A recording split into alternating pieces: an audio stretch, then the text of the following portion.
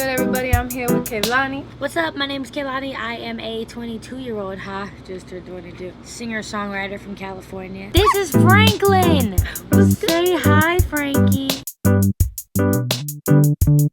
The National Geographic cover came out and it was super sick and I was super excited about it. And then you hit me up on Twitter and then we had like a whole deep ass conversation for like 2 days or something. I was in a relationship with an intersex person living as a male, and I didn't know at first when we first started talking, and then it got down to us having to be sexually active, and he told me, and it didn't faze me. It more made me try to see if he needed anything else emotionally, like more from me, less of just like, okay, well, because now you kind of have to treat it differently. He might have needed me to like fill kind of holes that he had from emotional trauma from like everybody in his life, you know what I mean? Because he wasn't in a situation where it was properly explained to him ever.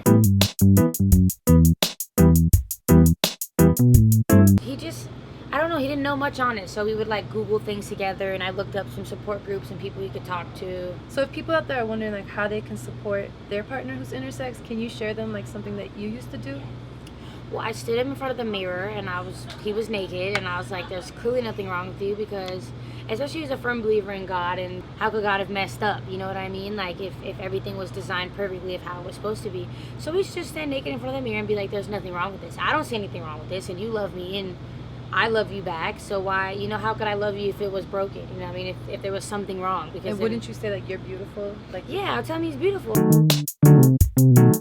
But he had to really say it himself. It couldn't just be me telling him, because it's something he had to be able to hear himself say and feel himself say and things like that. And I think it just really helped him getting more educated on the subject too, because it kind of doesn't help when you don't know what's going on with yourself. You know what I mean? Like, it's even people who have like disorders or disabilities, if they don't know what's going on, they can't work through it and move through it and understand it without having kind of anger towards themselves. Because if you don't know something, usually you're frustrated about it. Like, I'm bad at math, so I get frustrated when I'm in math, you know what I mean? So I think it really helps to just understand. And then I just don't think people are created wrong. Yeah. Like, I just don't think there's any wrong type of human. There's so many different kinds of us, so I think my aunt who raised me to just kind of understand that so many different types of people exist, like everything from race to gender to disability to just anything, you know what I mean? I think it's just important to raise your kids to not have any type of hate in their heart for anybody that's any kind of different, even though I don't even know what's considered different, you know what I mean? Like, what's different and what's quote unquote normal. So I think it's just teaching kids that there's all different types of everything in the world. If there's any intersex people out there, like these young ones that I do know, that maybe are struggling with loving themselves or seeing themselves as being able to be loved by others, what is like a message that you might share to some young people struggling with their identity or their bodies? I feel like one, just claiming and accepting whatever it is that you feel like you're ashamed of. First of all, like, is to stop the fighting of it, you know what I mean? Like, don't fight it, you know what I mean? Like, accept it. And I think that's the first step, is just like, you have to realize that doesn't define. I think people feel like it's gonna define something, like what, like you can't be successful, or you can't live a happy life, or you can't find love, or you can't find things like that. But it's understanding that doesn't stop anything, and that you're created perfectly. And I think it's finding other people that you feel comfortable enough to confide in and grow with, you know what I mean? I felt like my ex-partner, him being able to look up support groups, finding other people, or at least knowing that people even exist like him, was really helpful.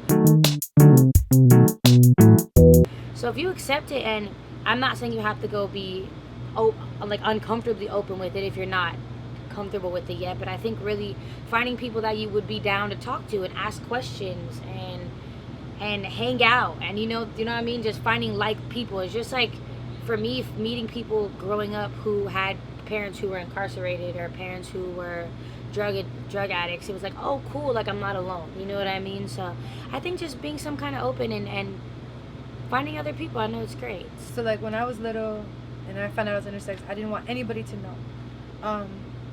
But if I knew someone like Kehlani out there thought intersex people were cool, I would feel better. So do you think intersex people are cool? I do think intersex people are cool. You guys are the best. I think one, it gives you ultimately amazing perspective. And then it makes you really selfless, you know what I mean? Like, you're able to understand so many different types of people with no blockage because you are a quote-unquote different type of person yourself. Yeah. You know what I mean? And you're able to speak to other people about it. You're able to help other people about it. And I think people with anything that they feel is an obstacle that they've had to overcome, it just allows them to be able to be an example for anybody else. So props to you for being ultimately, like, a great leader and, like, spokesperson for people. So. Word. I close out every video with people saying intersex stories, not surgeries. Can you make that sound? Okay. So if you want to do it with me, we can go 1, 2, 3. Intersex stories, not surgeries. What's Frankie's gender pronoun? He is a he. If he could talk to us, he'd probably have a lot to say for this interview.